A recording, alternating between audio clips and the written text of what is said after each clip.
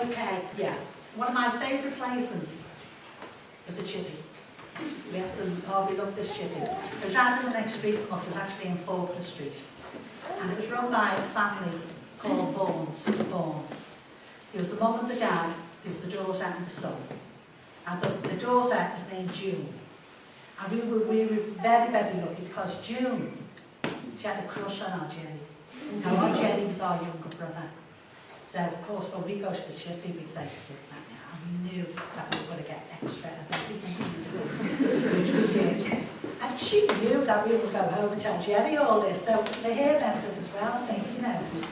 But also her mother, Ivy, she was a friend of my mum's, in such that she knew my mum had loads of kids and nothing and all the rest of it, and Ivy was really, she had a good heart, she was lovely. And at the end of the night, she used to clear everything away, and everything that was left over, all the crushy bits and fish cakes and all these kinds of things were all put into a bag, and we were all sent round to our house, and we all had a feast. So that was Porter Chippy. Okay.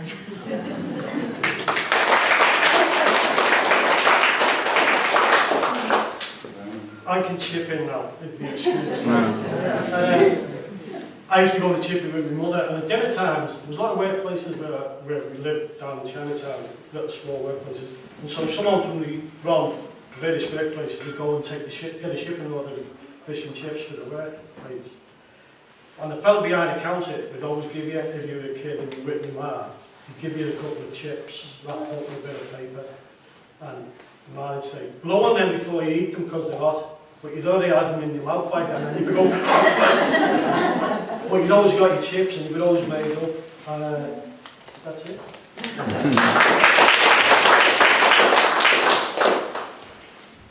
Oh yeah. I used to live in Huskisson Street much later when I moved from Chinatown. One of those big houses, the Georgian terraces, and had a flat there. And when you open the window of the morning, or even in the afternoon, there's a coffee shop, a coffee company, or was there, in Back Hope Street. And you could smell the coffee being ground in this place. You could buy it, but you could actually go and buy it cheaper than you could in the shops, because it was a wholesale. But the smell used to permeate all around Hope Street, Percy Street, Huskisson, all that area. You don't know that area, obviously. It was just a wonderful smell, and it just made you want to go out and have a cup of coffee.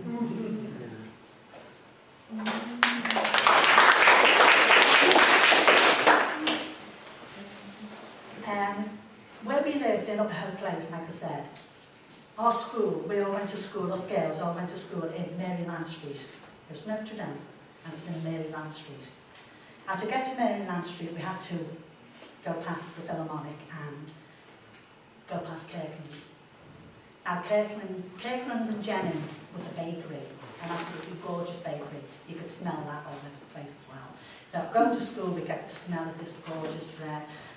Go through into school, and we could smell it all day because it was right near our school, and you know, you think, oh God, I forgot a piece of that bread, you know.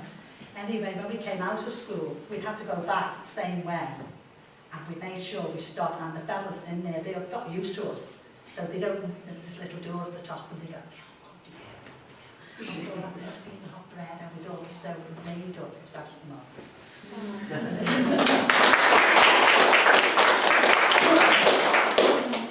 Well, I didn't grow up in Liverpool, but I came to Liverpool in the mid-1980s, and I married into a Jewish family and discovered world foods in one city, and how to cook and how to shop for different cultural foods. So my first port of call was Cholkin's Bakery, Jewish bakery in Allerton, and we used to go there on a Friday, and you had to get there before 3 o'clock to get your warm bread straight out the oven. It was all made into animal shapes. It was crocodiles or it was turtles, and it was for Sabbath on a Friday. On a Sunday we'd go to the Jewish deli to get bagels and chopped liver and smoked salmon. We'd take it out to friends and take the Sunday papers and spend all day eating bagels and Jewish foods. And then on a Saturday, if we're in town still coming to town to do our food shopping, we'll go to Matters. Everybody who lives in Liverpool knows Matters. And you walk in and it just smells from the doorstop to the back of the shop. So there's great big piles of herbs on your right hand side, corianders and all kinds, yellow lemongrass. And you walk through and there's piles of rice and pulses and beans and the spice smells, and you just want to cook with everything. You don't always know how to do it either, so there's always a can of coconut milk somewhere you can just throw in. So we always do our food shop if we can in Matters on a Saturday. And also when we used to go into town a lot, when I first came to Liverpool, and there wasn't that many places to eat, loads of food in Chinatown. We used to go to Marbo's, I don't know if anybody remembers Marbo's is still open. And you'd come out late from a film or you'd been out somewhere, and you'd call into Marbo's for a big steaming bowl of noodle soup, straight on the full market table. Staff were always really grumpy, and it was cash only. Don't come in with any cards or anything, it's cash only. And there's always roasted ducks hanging in the window. But it was great because it was just like canteen, great canteen food. It's still there, still loads of really good Chinese restaurants. And the thing I like now as well is there's a lot of that food stuff's coming back into the neighbourhood, so we're going to shop on Lodge Lane now because there's wonderful shops coming back in around Granbury and Lodge Lane. And I also love all the Polish delis that are all over, and all the meats you can get in there which you can't read, you don't know what they are. And I've bought lots of things that turned out to be pork fat and things you don't really necessarily know how to use. But I love all the Polish delis and the breads that they have in there. There's lots of lovely breads and great big jars of pickled veg. Again, can't read the labels, but you can see it. So I love Liverpool's kind of world foods in one city, and I just love the fact you can eat virtually any type of food, and it's served or sold by people who just love food.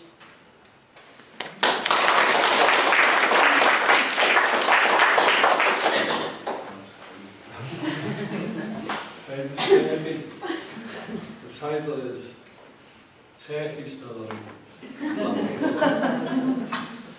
As I explained earlier on to you, my father was from County Mayo, Ballina, and he came over to work on the tunnel. I explained all that. Unfortunately, he never returned to Ireland, God bless him, never got back there. But apart from that, you know, when he left there, he had 3 brothers. The rest of his family had all gone to the United States of America. But his 3 brothers, out of his 3 brothers, one was very, very close to him. And he tried to help the family. Like I said, there was 9 kids in the family, mum and dad. And things were really, really hard. So anything that was always welcome. The 2 things we always got from Ireland was the shamrock. We always got the shamrock on the day, boxes of it.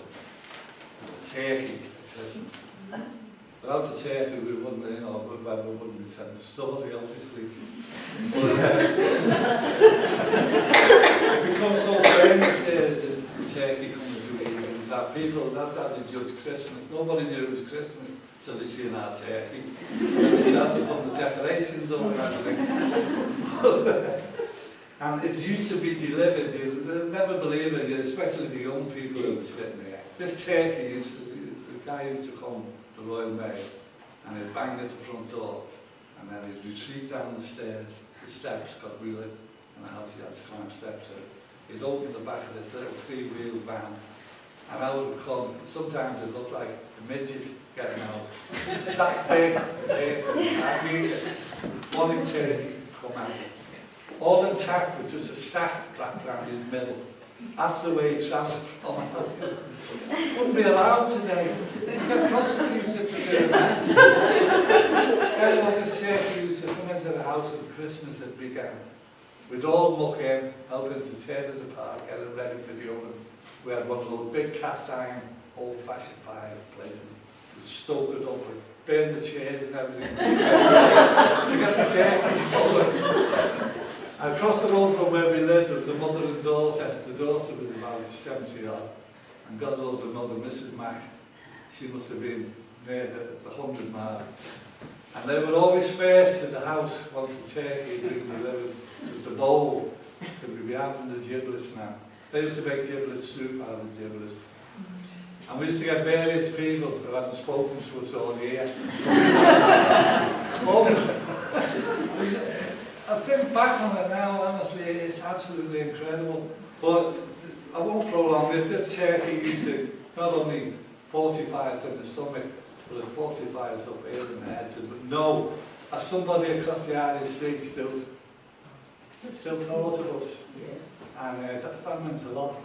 But the one sad thing which happened, there was one particular year, and people with old ages remember, there was a famine over there, not a potato famine. There was some kind of disease, and turkeys were just wiped out. So to get a turkey that year would have been a miracle.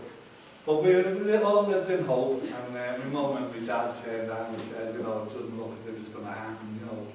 And my dad would say laughingly, you know, one of you boys is going to have to sit in the oven for that hour. It makes the extra money, it makes us happy. But Lord and behold, on Christmas Eve, and this is as true as I'm sitting here, on Christmas Eve, a bang, bang, bang at the door. My mother goes up the stairs with a screen, and we came running up behind her, along the hall. And there's our friend, the postman, standing there, not with the turkey, but with Donald Duck, big yellow beak hanging down. It's sent to duck. But unfortunately, we were that heartbroken, we thought it was Donald Duck, the children. We never touched it, so we went through it. That's the story.